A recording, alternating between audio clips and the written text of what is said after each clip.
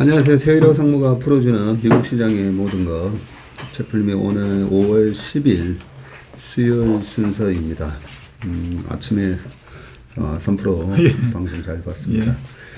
어제 미국 시장은 약보합으로 끝났는데 이게 내일 오늘 오늘 CPI입니다. 예, CPI 예. 발표되죠. 예.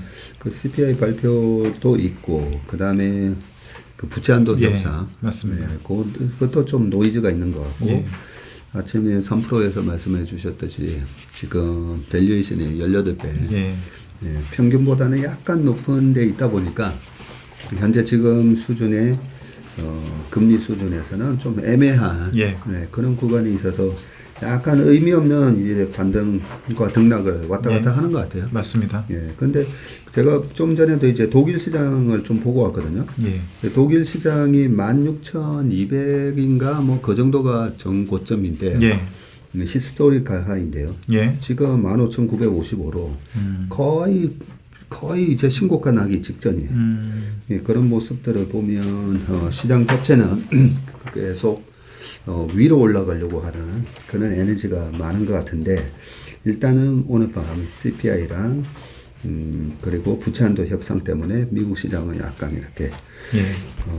조정받는 모습이고 전체적으로 보니까 어제 자유소비재, 산업재, 에너지만 강보합 보였고 다른 섹터들은 또 다 약보합이었고요. 우리 시장하고 좀 중요한 필라델피아 반도체 지수가 1.87% 예, 빠지는 모습이 나왔는데 다행히 마이크론 테크놀로지는 그동안에 뭐 약간 한번 연초 이후로 22% 정도 오르고 나서 지금 옆으로 횡보하는 그런 모습이 있기 때문에 0.1% 강보합으로 끝났고 금리가 좀 올랐어요. 금리가. 예, 그렇습니다. 예, 금리도 보면 지금 딱 2년물 4%에서 왔다 갔다. 예. 예, 추세는 이제 없는 것 같고 그죠? 10년물이 3.52% 이렇게 지금 미국 시장을 간단하게 좀 정리해봤고요.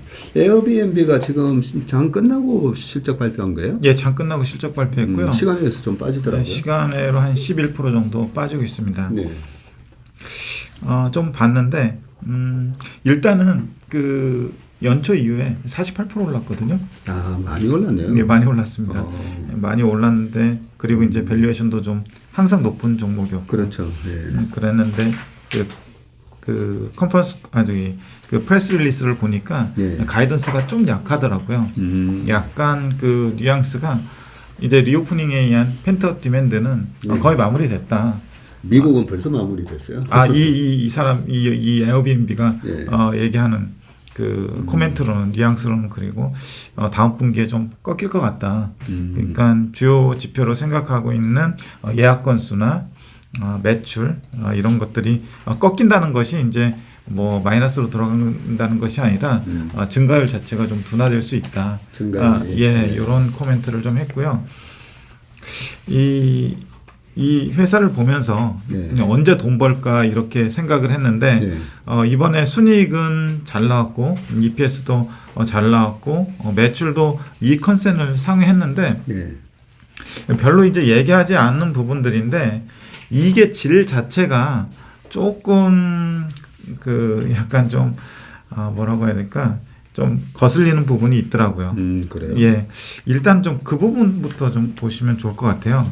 그래서 그 다른 거 떠나서 밑에 그 손익계산서를 가져왔거든요. 손익계산서 가져왔는데 그 3월 31일로 끝난 분기 실적인데 일단 그 가장 우측에 있는 것이 23년 1분기 실적이고요. 매출은 1.5빌리언에서 1.8빌리언으로 올랐고요. 그리고 나머지 뭐 다 잡다한 코스트가 1.5빌리언에서 1.8빌리언으로 또 올랐어요. 이게 전 분기인가요? 아니면 전년 동기? 전년 동기입니다. 전년 동기 대비해서. 22년 1분기 대비. 그래서 매출 0.3빌리언 정도 올랐는데 비용이 0.3빌리언 정도 올랐어요. 그러니까 영업 손실이 5밀리언 전년 동기가 5밀리언에서 마이너스 5밀리언에서 마이너스 5밀리언으로 영업 쪽에서는 큰 변화가 없어요. 그렇네요. 예. 그런데요. 밑에 interest income, interest expense 이런 부분들을 보면은 interest income 쪽에서 146밀리언이 나왔어요. 오.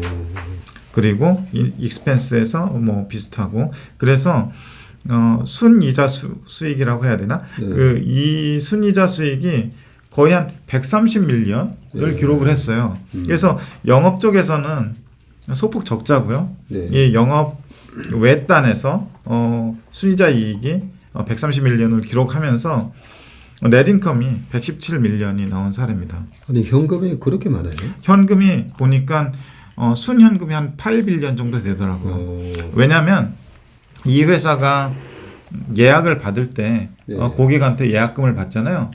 예, 그게 선수 수익, 그 unearned revenue로 부채 계정이 잡히고 그 부채 계정이 바로 이제 자산의 현금하고 똑같이 꽂히게 되는 거죠. 그래서 그런 부분들이 많다 보니까 8빌리언으로 잡혀 있어서 그 부분에서 나오는 이자 수익으로 추정이 되고요. 결론적으로 말씀드리고 싶은 거는 그 매출이 늘었지만 비용도 그만큼 늘어서 영업단에서는 적자를 기록했다는 점이 하나가 있을 것 같고 순현금이 많아져서 이자 이익이 많이 생겨서 그 부분이 커버를 함으로써 넷인컴은 117밀리언이 나왔다.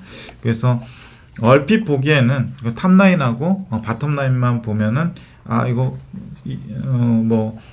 실적 잘 나왔다 이렇게 이해하기가 쉬운데 실제로 그 이면에 좀 질을 들여다보면은 영업에서는 적자를 기록했다 이렇게 봐야 될 것 같고요. EPS 부분에서는 당연히 이제 작년에 그 영업 손실 순손실이었으니까 EPS가 살짝 마이너스였다가 이번에 순이익이 나다 보니까 EPS가 0.18불을 기록을 했습니다. 그래서 컨센은 뭐 탑라인하고 바텀라인 다 조금씩 상회를 했고요. 하면서 이제 왜 컨센을 상회했는데도 11%가 빠지냐라고 봤을 때는 제가 볼 때는 영업단에서 약한 체력을 보여줬고 그리고 향후 가이던스에도 좀 약했다 이렇게 좀 평가를 할 수 있을 것 같고요. 하나는 보시면은 다시 보시면 이제 매출은 20% 정도 YOY로 올랐고 매출을 기록하는 것이 결국에는 예약 건수하고 실제로 일일당 숙박하는데 들어가는 비용 얘네들이 표시하기는 ADR이라고 하는데 Average Daily Rate이라고 표시를 하거든요. 그런데 지금 총 예약 매출 보면은 20.4빌리언으로 YOY로 19% 증가를 했고요. 이 예약 매출이 결국 이제 서비스를 제공하면서 매출로 꽂히게 되는 부분이 되겠죠. 그리고 예약 건수 이 부분이 1억 2,100만 건이 되면서 이것도 YOY로 20% 정도 늘어난 걸로 제가 알고 있고요. 근데 예약 건수가 컨센서스보다는 좀 덜 나왔네요. 예, 좀 덜 나왔습니다. 이 부분 그래서 제가 빨간 표시를 해놨는데 그럼에도 불구하고 이 매출 자체는 컨센을 좀 상회한 그렇네요. 수준이 됐고요.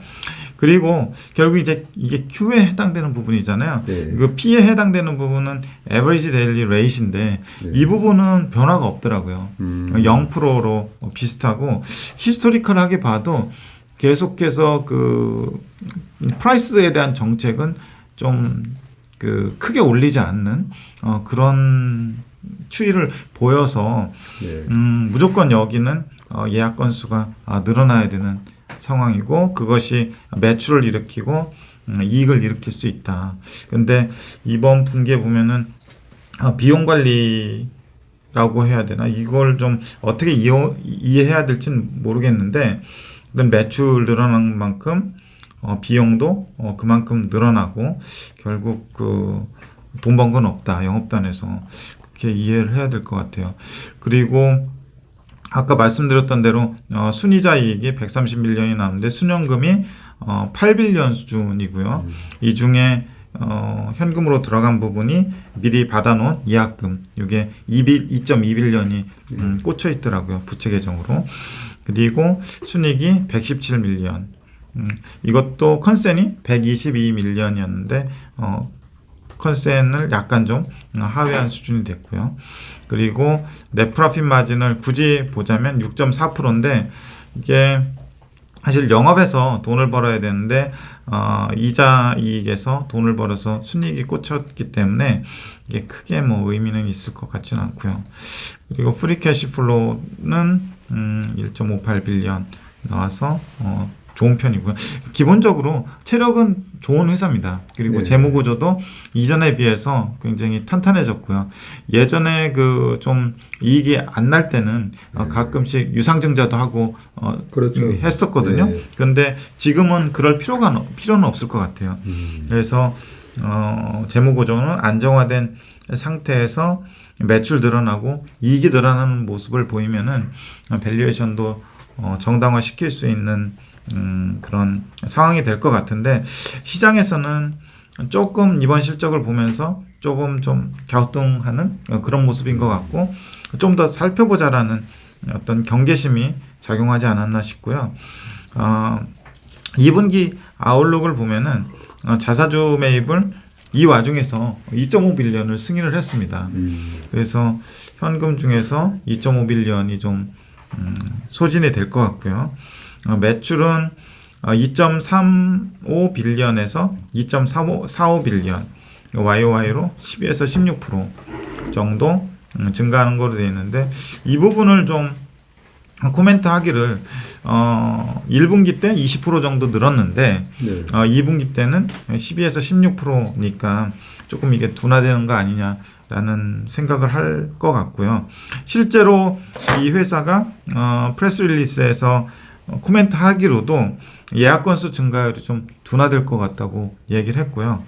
그리고 평균 판매 가격 증가율이라고도 하기 그런데 뭐 해봐야 좀 0.2% 뭐 요 정도인데 이것도 좀 증가율이 낮아질 것이라고 코멘트를 했습니다. 그리고 조정 에비타 마진이라는 지표를 쓰는데 이 에비타 마진도 둔화될 것이라고 얘기를 했습니다. 그래서 이 회사의 어떤 체력이나 그 수익성 그리고 성장성을 결정짓는 추가 보조 지표로 제시하고 있는 것들이 있어요.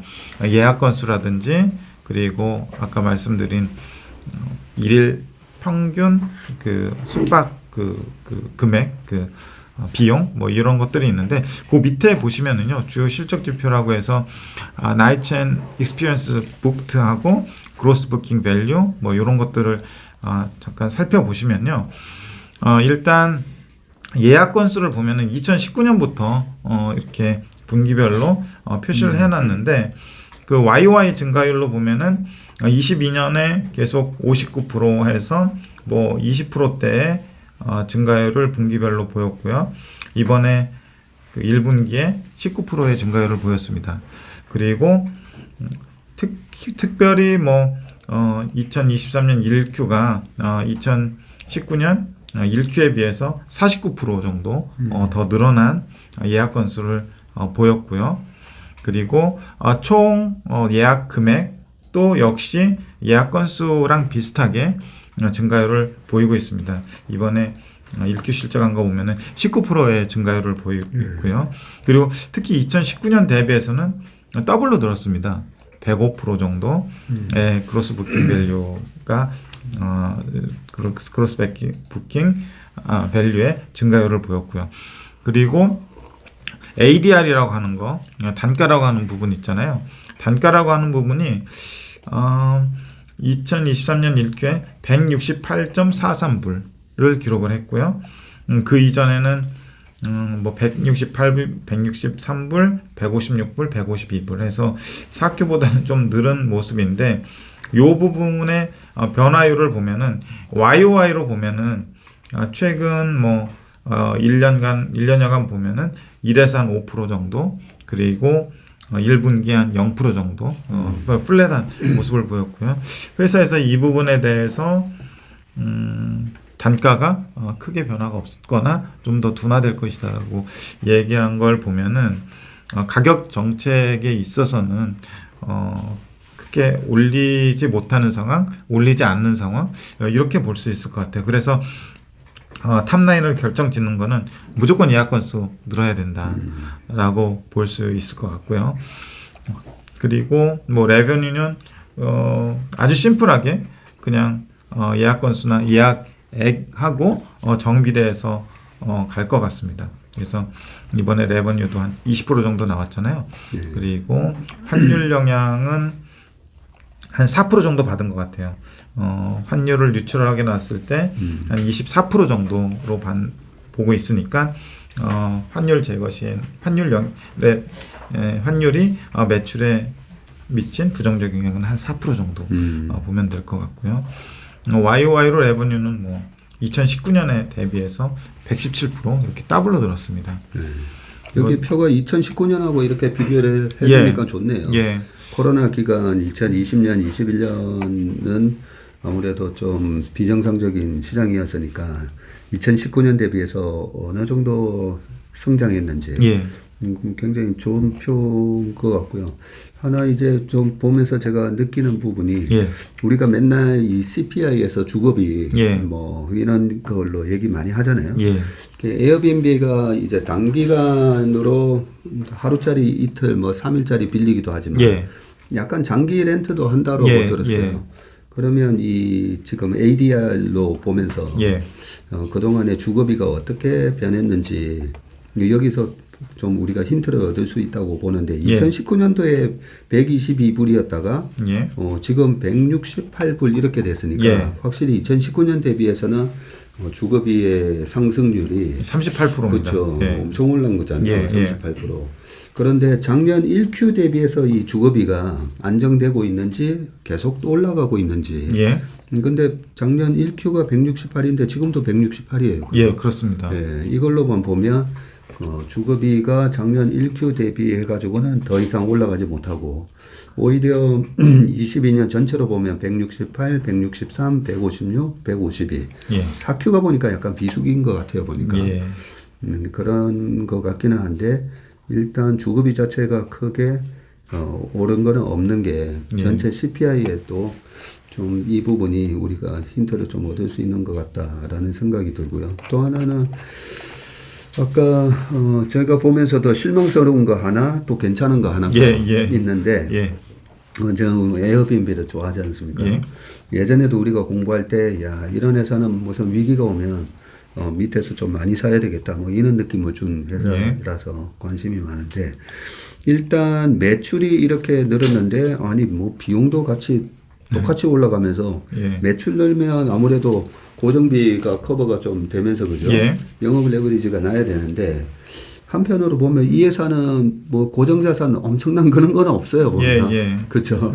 그래서 매출 늘어난 것만큼 이 비용도 같이 늘어난다는 게 그 부분이 약간 실망스럽긴 한데 이 회사가 야 참 대단한 회사다는 생각이 드는 게 저는 이 순이자 이익을 보면서 좀 느낀 건데 퀄리티가 좋지 않다라는 얘기를 하셨는데 그 보험사들이 보험금을 받아가지고 이자놀이 하는 거잖아요. 이자놀이 하다가 보험 사고 터질 때마다 조금씩 이제 손해율 보상을 해주는 건데 이 회사도 예약금을 받으면 그게 부채로는 잡히지만 이자가 안 나가는 부채잖아요. 그렇죠. 그렇죠?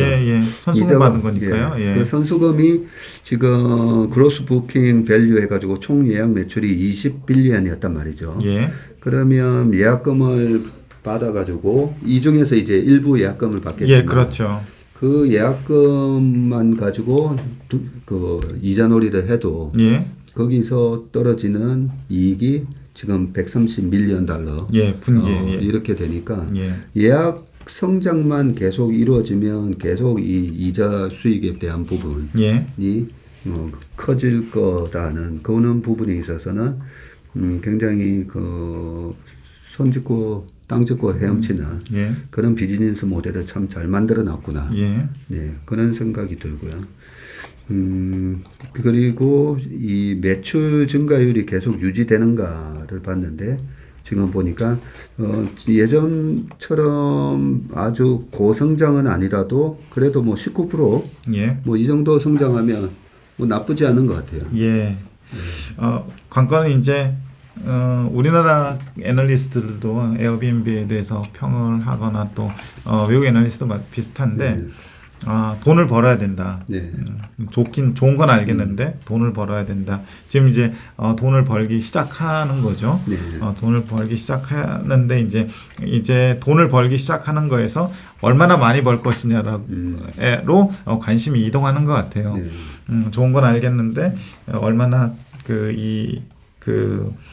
산업 비즈니스 구조에서 돈을 많이 벌 것인가라고 하는 쪽으로 관심이 집중 이동하는 것 같고요. 그런 차원에서 밑에 이제 멀티플을 좀 가져왔거든요. 네. 밑에 멀티플을 보면은 PER이 지금 35.4배에 거래가 되고 있어요. 한때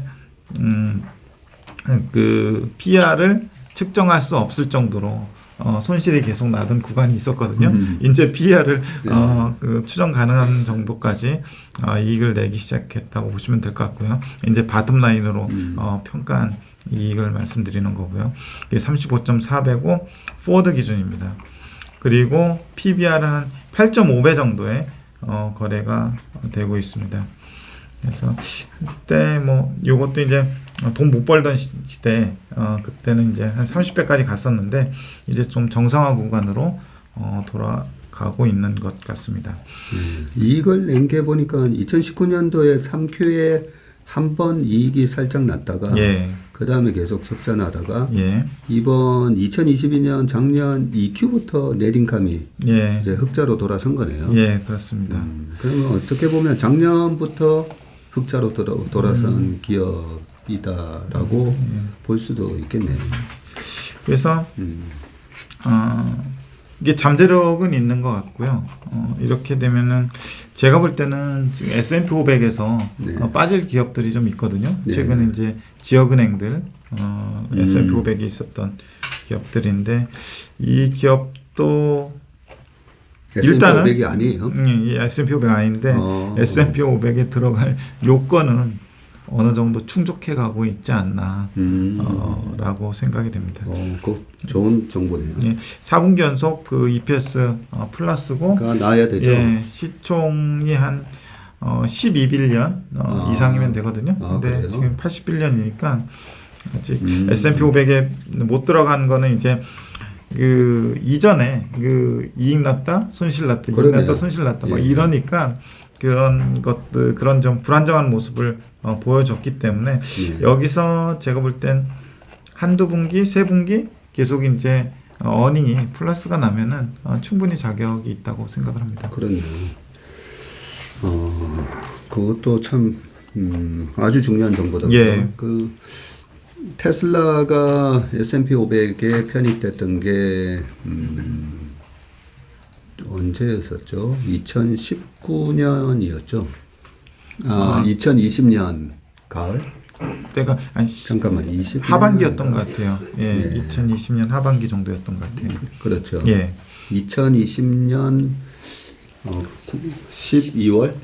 예, 2020년 12월 달에 S&P 500에 편입이 됐었는데 2019년 4Q인가부터 흑자 전환을 해가지고 4분기 연속 이제 흑자가 나다 보니까 S&P 500에 편입됐고 S&P 500에 편입되면 S&P 500을 추종하는 그 펀드가 워낙 크니까 확실히 수급상에 있어서는 큰 수혜를 볼 수 있는 그런 부분이 있으니까 이 에어비앤비가 4Q 연속 일단 흑자는 난 거다 그죠? 예, 흑자 났습니다. 네, 났으니까 그 부분 한번 보시면 될 것 같고 제 머릿속에는 이 회사는 계속 매출이 늘어나도 비용도 같이 늘어나면서 여기서는 이익 못 내고 아까 보험사처럼 예. 이자 수익으로만 수익이 나는 회사라면 오히려 금리가 떨어지면 오히려 안 좋은 거예요. 그죠? 보험사들은 금리가 떨어지면 그렇습니다.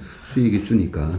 그런 회사인 건지 아니면 일정 규모 계속 매출이 늘어나면 그 언제부터는 이제 고정비가 확실히 줄어드는 효과가 나면서 영업 레버리지가 확 나는 그런 부분이 있는 건지 예, 그 부분은 이제 좀 확인해봐야 될 것 같아요. 제가 좀 시간이 안 돼서 이제 시계열로 봐서 비용하고 영업이익 추이를 좀 못 봤는데 그 부분 좀 보완해가지고 한번 다시 살펴보도록 하겠습니다. 네. 알겠습니다. 그 시간에서는 11% 이렇게 빠지고 있지만 최상무님이 말씀해 주셨던 S&P 500 편입 이슈가 또 있기 때문에 에어비앤비 주가 잘 좀 관찰해 보시면 좋을 것 같습니다. 예, 최상무님 수고 많으셨고요. 예, 함께 해주신 여러분 고맙습니다. 감사합니다.